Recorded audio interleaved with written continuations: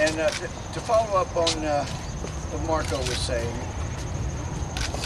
we owe future generations better than they're going to get with Obamacare. And for those who are always trying to figure out what the political motivation is, let me tell you, we've had meetings, we've talked about strategy, and here's what it comes down to. On the one hand, Obamacare passed without a single Republican in the House voting for it.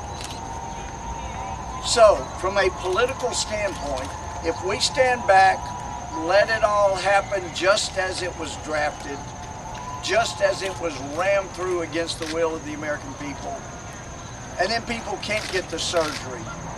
70, 75-year-olds, whatever the panel decides is the good number, people above that age will not get the hip they need. They will not get the knee they need. They may not get the pacemaker they need. And they'll wonder why, and their lives will be shortened. And we will move toward what some have said in tweets, gee, if the founders had lost the revolution, we'd all have universal health care. Yes, and that means that out of every 5 women that get breast cancer, 1 would be dead now. Who do you want to die in America that have breast cancer so that we're on a par with the English system? So we talked about it. Politically speaking, and I know this may be hard for some to believe, but politically speaking, if we stand back and do nothing, America is going to find out the full impact of what Obamacare and President Obama and Nancy Pelosi and Harry Reid did to them. And they're going to be angry and resentful, and they're going to have trouble ever getting their party elected to national seats again. On the other hand, our oath is to the Constitution, our obligation is to the people of America. And as Marco pointed out, as people need health care, and this thing were to go into full bore power, they're not going to get the health care they need. It'll all be equalized, so everybody will be getting less than the health care they would get without Obamacare. 20, 30 years from now, when people are dying earlier because they didn't get the health care they needed, and people are saying, well, what did you do to try to stop it? We did not want to be in the place of saying, well, you see, we decided it would be politically better for us if we just stood back and let this whole thing go into place, and it would really help us politically because people would never trust the Democrats again.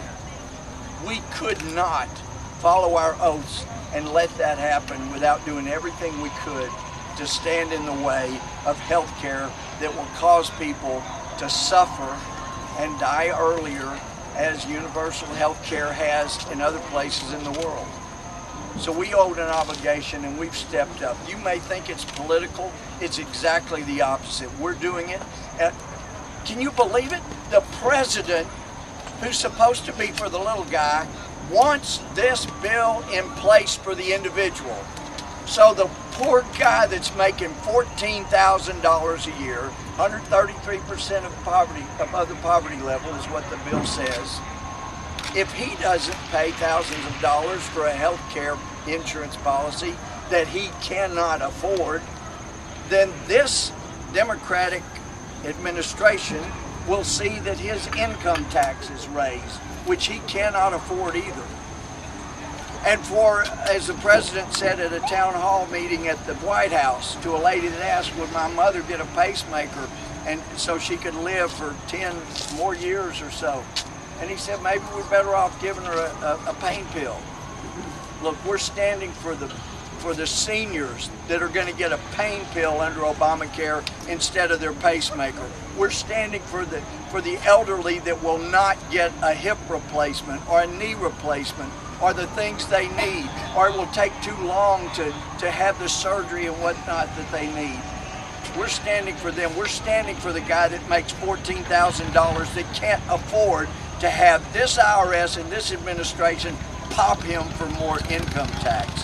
We're standing for the people, and I hope the president understands that, and eventually, if we stand strongly enough, comes around and starts standing for the people instead of his party. Thank you.